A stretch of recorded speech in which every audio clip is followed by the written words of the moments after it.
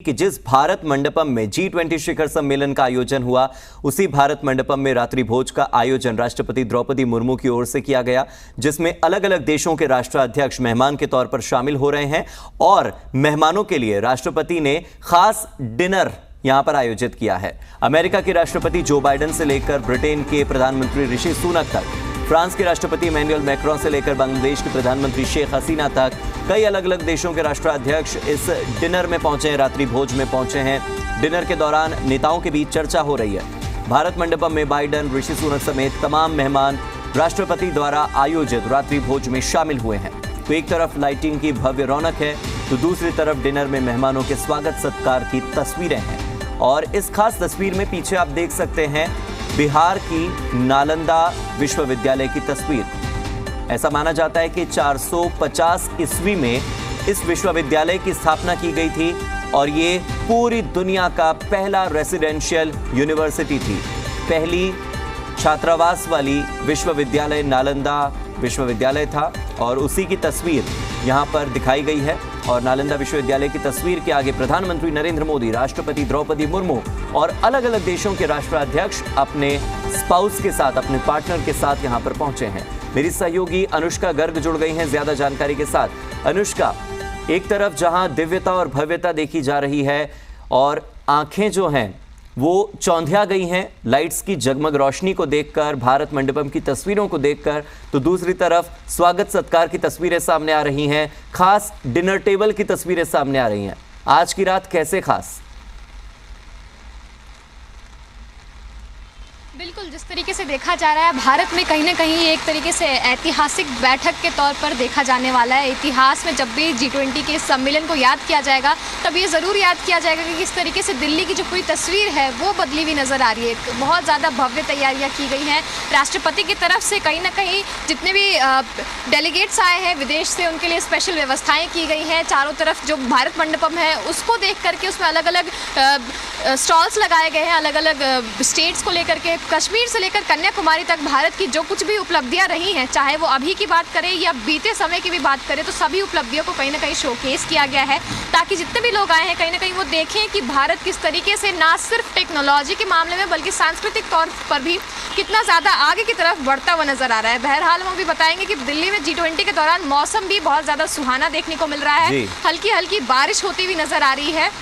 एक और बड़ी बात यह है कि दिल्ली में NDMC के कई प्रयासों के बाद जो है AQI कहीं ना कहीं कंट्रोल किया गया है। दिल्ली के कई इलाकों में आज AQI 100 के नीचे दर्ज किया गया है। कहीं ना कहीं एक बड़ी उपलब्धि है कि किस तरीके से AQI जो कि एयर क्वालिटी होती है, हवा की जो गुणवत्ता होती है, उस पर ध्यान दिया गया है। जितने भी गेस्ट आ रहे हैं कहीं ना कहीं उनको ध्यान में रखते हुए सारी व्यवस्थाएं जो हैं वो की गई हैं। फिलहाल बहुत इंपॉर्टेंट जो मुद्दे होते हैं उन पर चर्चा की जा रही है। अलग अलग मुद्दों को उठाया जा रहा है, टेररिज्म का मुद्दा हो या फिर जितने भी ग्लोबली मुद्दे जो उठते हैं उन सभी मुद्दों के ऊपर चर्चाएं की जा रही हैं। भारत ने अपनी टेक्नोलॉजिकल उपलब्धियां को दर्शाने के लिए कुछ खास व्यवस्थाएं की गई हैं। कुछ ई-साइकिल्स का इंस्टॉलेशन किया गया है जिसमें बैठ करके कोई भी इंसान भारत में जो कुछ भी डिजिटल उपलब्धियां हैं उसको देख सकते हैं। उस साइकिल में पेडल मार के जो सामने व्यू आता है उसमें आधार कार्ड, UPI जैसे तमाम जो उपलब्धियां हैं उसको शोकेस किया गया है। तो जितने भी लोग आने वाले हैं वो कहीं ना कहीं इस बात को जरूर देखेंगे कि भारत किस तरीके से इकोनॉमिक्स के साथ साथ अलग अलग टेक्नोलॉजिकल जो फील्ड है उसमें भी कहीं ना कहीं आगे बढ़ने के लिए पूरी तरीके से तैयार है। इन सभी चीज़ों की व्यवस्थाएं की गई हैं। जितने भी मेहमान हैं वो कहीं ना कहीं खाने के तौर पर भी देखेंगे कि भारत का जितना भी खाना है वो भी कितना कल्चरली रिच होता है। मिलेट्स को लेकर के, मिलेट्स के बेस पे खाना जो है वो तैयार किया गया है, यानी कि जो मोटे अनाज होते हैं उनसे ज़्यादातर डिशेस सर्व की गई हैं। उन चीज़ों की मदद से जो खाना है उसको बनाया गया है। तो कहीं ना कहीं भारतीय स्वाद, भारतीय तड़का का लुत्फ उठाते हुए जितने भी मेहमान हैं वो दिखने वाले हैं। और G20 के जरिए भारत एक बड़ी मिसाल पूरे देश को, पूरे विश्व को पेश करने वाला है कि आखिर भारत में आने के बाद जितने भी लोग हैं वो ज़रूर एक बार ये कहें कि भारत कहीं ना कहीं नंबर 1 बनने के रेस में काफ़ी ज़्यादा आगे दौड़ता हुआ नजर आ रहा है। बिल्कुल, और भारत के जो व्यंजन हैं उनका लुत्फ उठाने से लेकर इस वक्त मौसम का लुत्फ उठाने तक विदेशी मेहमानों का स्वागत ये बारिश भी कर रही है। और अनुष्का, मैं देख पा रहा हूँ कि इस वक्त आप भी बारिश में खड़ी हुई हैं और एक बहुत महत्वपूर्ण संदेश जो अभी आपकी बात से निकला वो ये कि अगर AQI 100 के नीचे हो सकता है, पॉल्यूशन को कंट्रोल किया जा सकता है, और जब विदेशी मेहमानों के लिए, अतिथि सत्कार के लिए पॉल्यूशन को कंट्रोल किया जा सकता है, तो दिल्ली वासियों के लिए और आम जनता के लिए भी इसे किया जा सकता है। अगर करने पर आए तो कुछ भी किया जा सकता है, कोशिश की जाए तो कुछ भी असंभव नहीं। दिल्ली में भी शुद्ध हवा के में लोग सांस ले सकते हैं।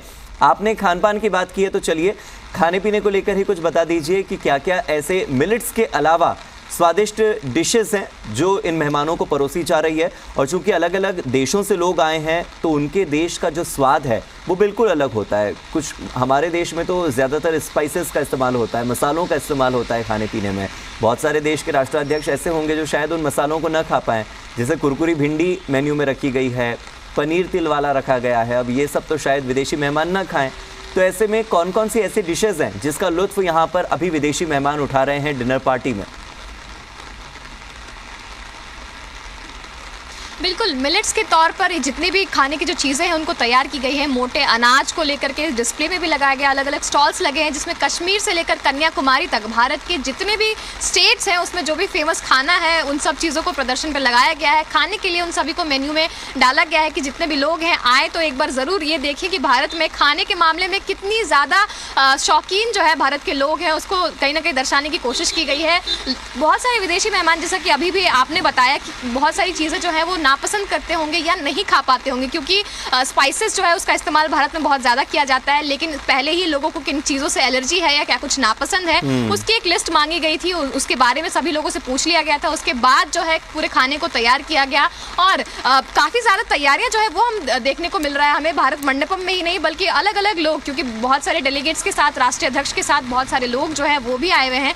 उनको देखते हुए दिल्ली में एक फूड ट्रक जो है वो चलाया गया था जिसमें अलग अलग स्टेट्स के, अलग अलग राज्य के जितने भी मशहूर डिशेस हैं उसको डिस्प्ले पे लगाया गया था और जितने भी गेस्ट आ रहे थे उनको सर्व करके कहीं ना कहीं टेस्ट कराया जा रहा था, ताकि कोई भी आए तो भारत के सभी राज्यों का जो खाना है उनको एक तरफ, सिर्फ राज्य ही नहीं बल्कि खाना ही नहीं बल्कि जो संस्कृति है उनका भी पूरी तरीके से एक डिस्प्ले जो है वो लगाया गया है, ताकि सभी लोग आए तो देखें कि भारत कुल मिलाकर कितना डाइवर्स कंट्री है जिसमें सभी लोग रह रहे हैं। बाकी सारी उपलब्धियां भी साथ में है, खाने पीने की चीजें साथ में है।